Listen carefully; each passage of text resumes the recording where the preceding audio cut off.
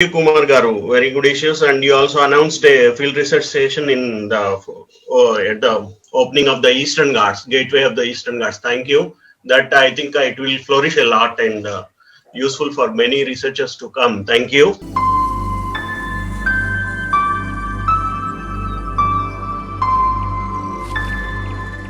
Now I request Dr. Maheshwar, scientist from National Institute of Nutrition.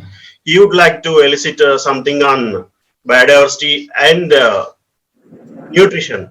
There's a big link between nutrition and biodiversity. Now I request Dr. Maheshwar. Good morning, everyone, and particularly Dr. Lakshma Reddy Garu, Dr. Leela Madam, Dilip Reddy, Donti Narsimha Reddy sir, and Uma Maheshwar, Nakka Sai Bhaskar Reddy.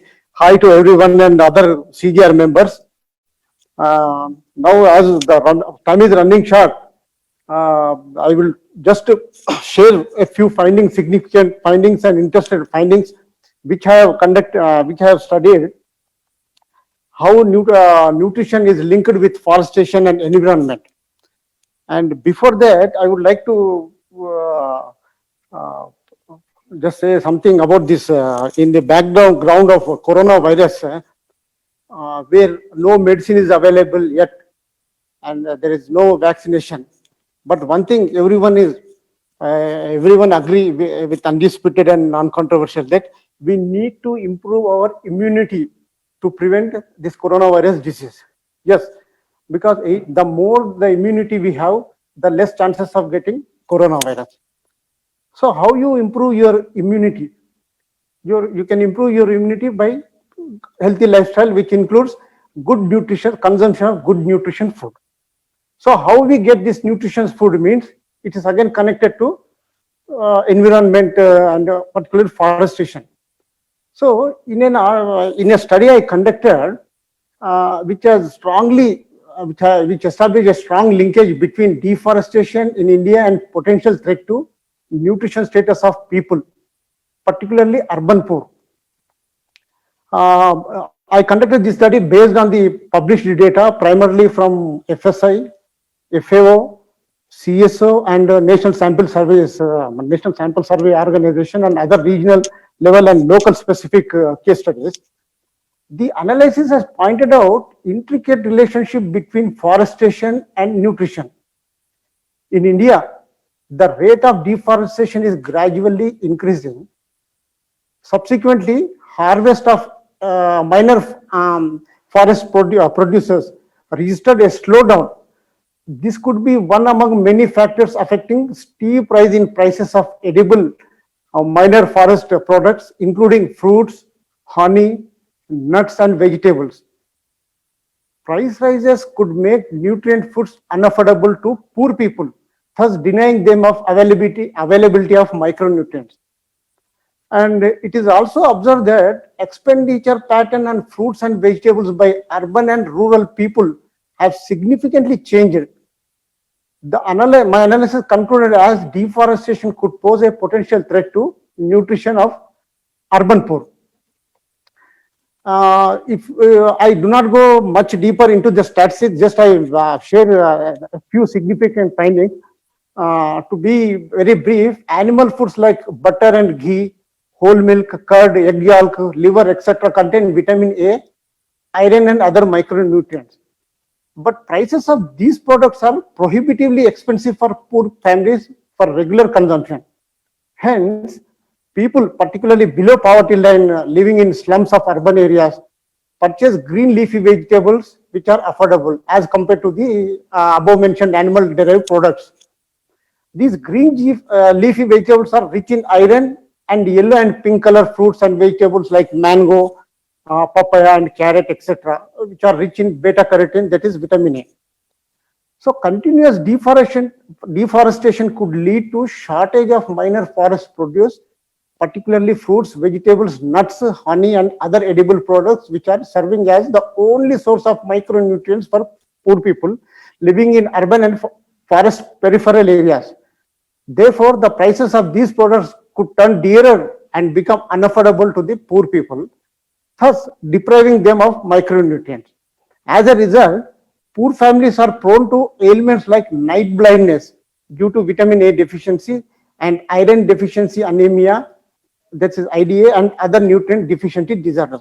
To quote one survey, in India, prevalence of vitamin A deficiency is 5 times more in poorest people compared to affluent society.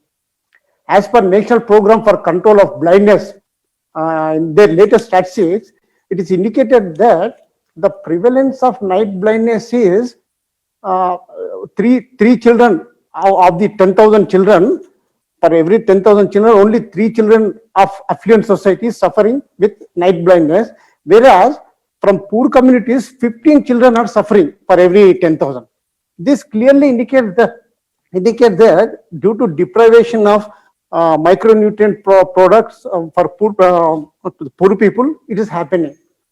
So minor forest produce or non-wood forest produce includes fruits, flowers, leaves or roots of various species which are edible, and mango, bale, bear, jamun, khimi, falsa, sitafal, etc., which are nutritious, rich, are important fruits obtained from the forest.